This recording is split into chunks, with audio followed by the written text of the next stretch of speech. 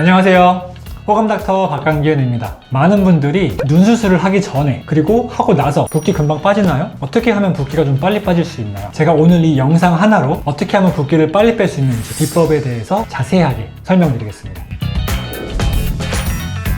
멍이랑 붓기 관리에서 빨리 빼는 것도 중요한데 빨리 빼는 것보다 더 중요한 거는 덜 생기게 하는 게 더 중요해요. 많이 생긴 상태에서 빨리 빼려고 하는 것보다는 덜 생긴 상태에서 빼는 게 훨씬 더 빠르죠, 속도가. 어떻게 하면은 멍이랑 붓기를 처음에 좀 덜 생기게 할 수 있냐? 바로 냉찜질이죠.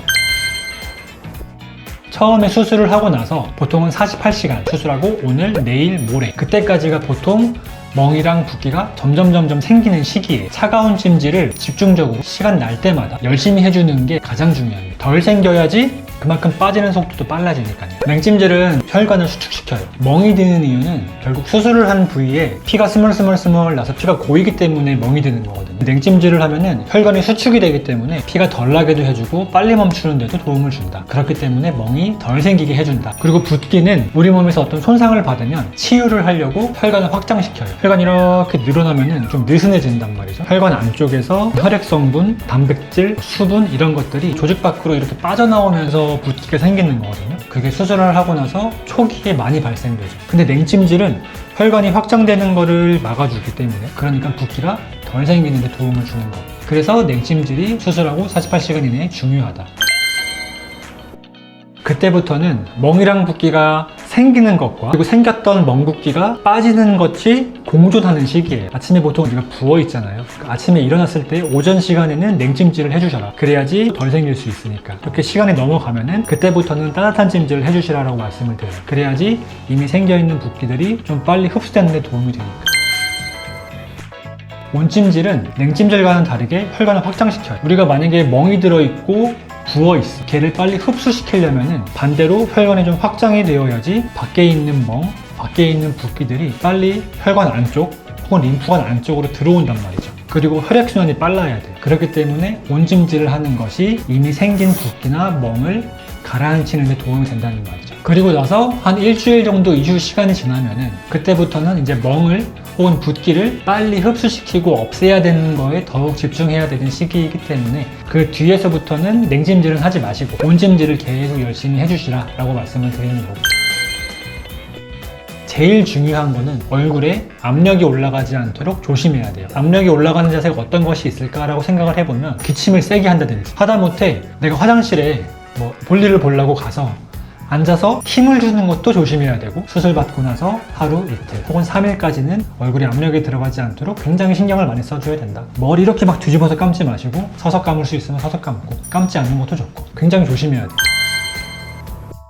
그러니까 하루 종일 누워있고 아무것도 안 하고 하는 거는 사실 멍붓기 빠지는데 그렇게 도움이 안 돼요. 일상적인 활동을 하고 이렇게 나가서 산책 가볍게 하고 무리하게 10km 이렇게 걸을 필요는 없지만,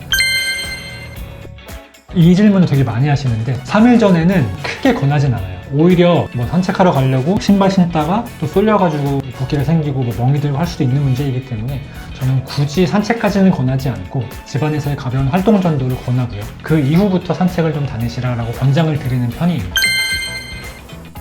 잘 때도 마찬가지죠. 처음에 수술 받고 48시간 이내에는 그 얼굴 쪽으로 압이 쏠리지 않게 하는 게 도움이 돼요. 그래서 가끔씩 어떤 분들은 수술 받고 앉아서 자야 되나요? 라고 물어보시는 분들도 꽤 있는데, 근데 앉아서 어떻게 자요?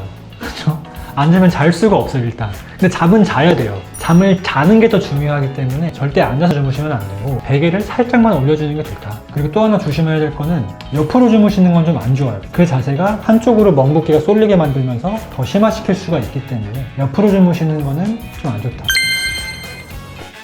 우리가 얼굴, 그리고 특히 눈 주변은 림프순환이나 이런 게 좀 부족한 편이기는 해요. 잠붓기 빠지는 속도가 좀 더디기도 하고, 얼굴 마사지를 해주면은 림프순환을 촉진시키면서 눈 붓기에 좀 도움이 될 수가 있고, 침을 맞으면 어쨌든 그 침 맞는 자극도 도움이 된다는 연구 결과들이 분명히 있긴 있거든요. 수술한 부위는 피하셔야 되죠, 당연히. 얼굴 주변에 특히 목이나 머리 그 부위로 마사지를 해주는 거는 그런 멍붓기를 빼는 쪽으로는 도움이 될 수 있습니다. 그 질문도 많이들 하시는데, 저 운동은 언제 해도 돼요? 제가 재밌는 게 어떤 운동 하시는데요? 를 물어보면 골프, 수영, 헬스, 런닝 다 다양하단 말이죠. 근데 기본적으로 회복되는 과정에서 얼굴에 압이 너무 올라가는 운동들, 사실 제 기준으로는 수술 받고 나서 한 달 아무것도 안 돼요. 산책 빼고. 수영, 수경이 제일 안 좋은 점은 물안경이에요. 수경이 수술한 부위를 누르잖아요. 절대 안 돼요. 수경은 그냥 안 돼. 한 달 동안. 생각도 하시면 안 돼요.